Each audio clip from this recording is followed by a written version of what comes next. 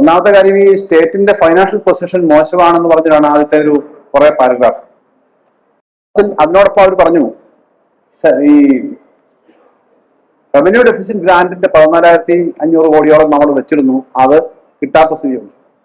Plan cut ചെയ്തതിനകത്ത് വലിയ തോതിലുള്ള cutting വന്നിട്ടില്ല, ബാക്കി റവന്യൂ ഒക്കെ ഉണ്ട്. പ്ലാനിന്റെ 5,000 കോടി കട്ട് ചെയ്തിട്ടുണ്ട്.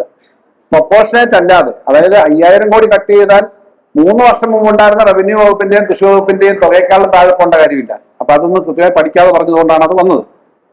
സ്റ്റേറ്റിന്റെ ഫൈനാൻഷ്യൽ പൊസിഷൻ അത്ര മോശമല്ല എന്നുള്ളത്, നികുതി പിരിവ് വളരെ മോശമാണ് അദ്ദേഹം വീണ്ടും പറഞ്ഞു. മുഖ്യമന്ത്രിയാവുമ്പോൾ അദ്ദേഹം ധനകാര്യമന്ത്രി കൂടി ആവുമ്പോൾ അത് വെച്ചിട്ട് പറയാൻ പാടും. ഇപ്പൊ സ്റ്റേറ്റ് ഫൈനാൻസസിനെ സംബന്ധിച്ച് C&Aയുടെ റിപ്പോർട്ട് ജൂൺ 16 പ്രസിദ്ധീകരിച്ചാണ്. ഈ ജൂൺ 16 പ്രസിദ്ധീകരിച്ച ഈ റിപ്പോർട്ടിനകത്ത് അതിന്റെ രണ്ടാമത്തെ പേജ് സ്റ്റേറ്റ് ഓൺ ടാക്സ് റവന്യൂവിനെ സംബന്ധിച്ച് പൊതുവിൽ സ്റ്റേറ്റുകളുടെ പറയുമ്പോൾ അതിനകത്ത് പറയുന്നു, the top 7 States during 2024-25, the top 7 states whose SOTR contributed up to 60% of revenue receipts were Gujarat, Haryana, Karnataka, Kerala, Maharashtra, Tamil Nadu and Telangana.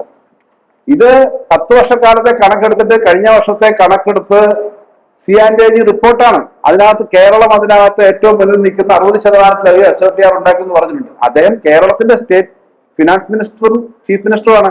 അദ്ദേഹം പ്രതിപക്ഷ നേതാവല്ല. കേരളത്തെ പ്രൊട്ടക്ട് ചെയ്തിട്ട് വേണം ബഡ്ജറ്റ് ഉൾപ്പെടെയുള്ള കാര്യങ്ങളിൽ ധനകാര്യമന്ത്രി അവതരിപ്പിക്കണം എന്നുള്ളത് ഞാനത് പറയുന്നുണ്ട്. അപ്പൊ ആ കാര്യം ഇതിനകത്തുണ്ട്. രണ്ടാമത്തെ കാര്യം ഞാൻ ആവർത്തിച്ച് പറയാൻ ആഗ്രഹിക്കുന്നത്, ഈ ധനകാര്യ കമ്മീഷന്റെ അവാർഡിനകത്ത് ഇപ്രാവശ്യം റവന്യൂ ഡെഫിസിറ്റ് ഗ്രാന്റ് ഒരു സ്റ്റേറ്റിനും കൊടുക്കണമെന്ന് പറഞ്ഞിട്ടില്ല.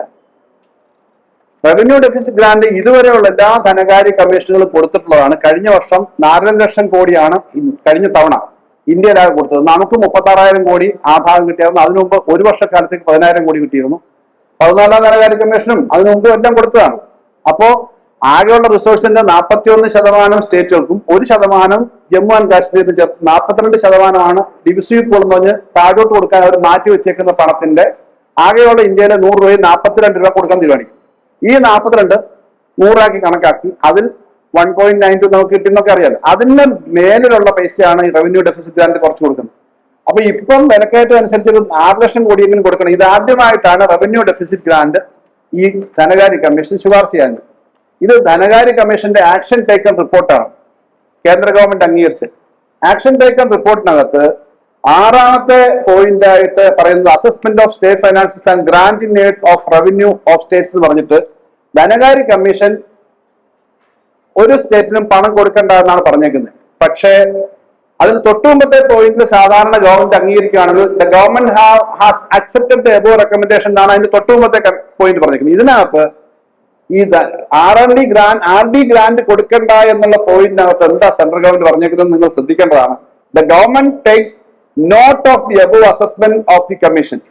തൊട്ട് മേലത്തെ point the government has accepted the above recommendation of the commission. Accept ചെയ്തു, ഇത് നോട്ട് ചെയ്തിട്ടേ ഉള്ളൂ എന്ന് പറഞ്ഞാൽ ഇനിയും ഇത് തീരുമാനിച്ചിട്ടില്ല.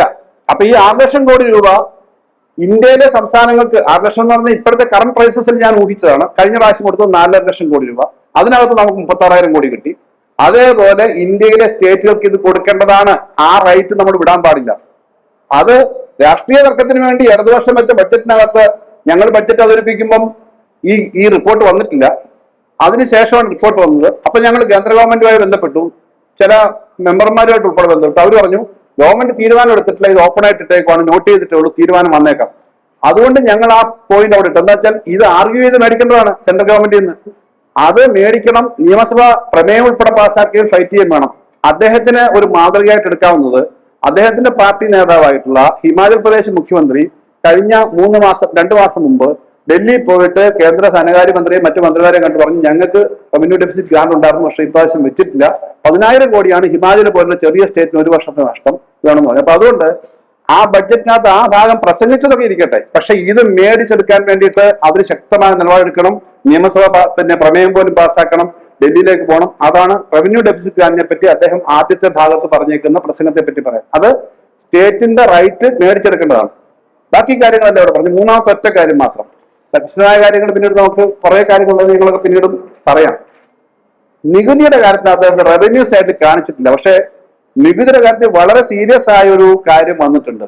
അത് നിലവിലെ നമ്മുടെ മദ്യം സംബന്ധിച്ച് രണ്ടു തരത്തിലുള്ള ഈ വീര്യം കുറഞ്ഞ മദ്യം പ്രൊമോട്ട് ചെയ്യാൻ, വീര്യം കുറഞ്ഞ മദ്യം വൈൻ ഉണ്ടാക്കുന്നതിനെ പ്രൊമോട്ട് ചെയ്യാൻ വേണ്ടി ഞങ്ങളൊരു പോളിസി പറഞ്ഞിരുന്നു. നേരത്തെ ഒരു ബഡ്ജറ്റിൽ തന്നെ പറഞ്ഞതാണ്. അതെന്ന് പറഞ്ഞാൽ കേരളത്തിലെ ഫ്രൂട്ട്സിനെ ഉപയോഗിച്ചിട്ട് മദ്യം ഉണ്ടാക്കുമ്പോൾ അത് വൈനിന്റെ അതേ റേറ്റ് തന്നെ 86% ആ വൈനിന്. ബിയറിനാണെങ്കിൽ 120% വരെയുള്ള 116% ബിയറിന്. വിദേശ മദ്യത്തിന് 251%. പക്ഷെ കേരളത്തിൽ വലിയൊരു ആവശ്യം ഉണ്ടായിരുന്നു, വീര്യം കുറഞ്ഞ ആൽക്കഹോൾ വൈൻ എന്ന് വെച്ചാൽ ഫ്രൂട്ട്സിൽ നിന്ന് എടുക്കുന്നതിനകത്ത് ആൽക്കഹോൾ ഉണ്ടെങ്കിലും ഫ്രൂട്ടിൽ നിന്ന് എടുക്കുന്നത് വൈനായിട്ട് കണക്ക് വെക്കുന്ന ബിയർ വേറൊരു കാറ്റഗറിയാണ്.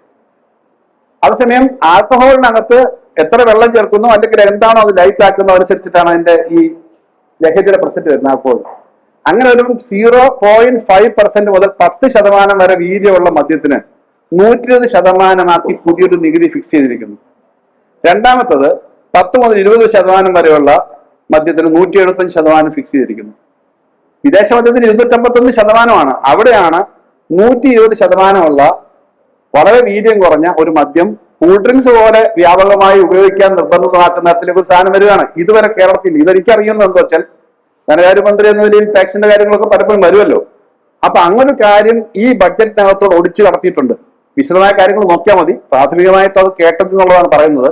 അങ്ങനെ വന്നാൽ ഈ മദ്യത്തിന് പുതിയ, കാരണം മദ്യം ഒരു ഈസി ഡ്രിങ്ക് ആയിട്ട് ധാരാളം വർത്തക്കത്തിലേക്ക് വീര്യം കുറഞ്ഞ മദ്യമാണല്ലോ. 0.5% തൊട്ട് 10% വരെ കുടിക്കാവുന്ന മദ്യം, അതിന് ബിയറിന്റെ മാത്രം ടാക്സ് എന്ന് പറഞ്ഞൊരു സാധനം വരുമ്പോ ചെറിയൊരു കാര്യമല്ല. അതാണ് ഈ ബഡ്ജറ്റിനകത്ത് ഏറ്റവും പ്രധാനപ്പെട്ട ഒരു ടേക്ക് ആയിട്ട് വന്നേക്കുന്നത്. അപ്പൊ ഇത്തരം കാര്യങ്ങളൊക്കെ ഇതിനകത്തുണ്ട്. ബഡ്ജറ്റ് വിശദമായി നോക്കുമ്പോൾ ഞങ്ങള് നിയമസഭാ അംഗങ്ങൾ എന്ന നിലയിൽ കഴിഞ്ഞ പ്രാവശ്യം ഉണ്ടായിരുന്നതിനകത്ത് ഏതൊക്കെ കുറച്ചു, എത്ര അക്കൗണ്ട് വന്നു ഇപ്പോഴും കൃത്യമായി മനസ്സിലാവാത്ത ഒരു പ്രശ്നമുണ്ട്. അടുത്ത ദിവസങ്ങളിൽ നോക്കും. സബ്ജക്ട് കമ്മിറ്റി ഇല്ലാത്തതുകൊണ്ട് ഇനി അടുത്ത ദിവസങ്ങളിൽ വിശദമായി നോക്കേണ്ടി വരും. പക്ഷെ ഇങ്ങനെയുള്ള ചില കാര്യങ്ങൾ വന്നേക്കുന്നു എന്നുള്ളത് പൊതുവിൽ കേരളത്തിൽ ഇങ്ങനെ സാമ്പത്തികമായ പ്രശ്നമാണെന്ന് പറഞ്ഞിട്ട് സ്വകാര്യവൽക്കരണത്തിന്റെ ന്യായം, ഇങ്ങനത്തെ ന്യായങ്ങൾ, അത് അപകടകരമായ ഒരു അവസ്ഥ ഉണ്ടെന്നുള്ളത് പറയാൻ വേണ്ടി മാത്രമാണ് ഈ പോയിന്റ്.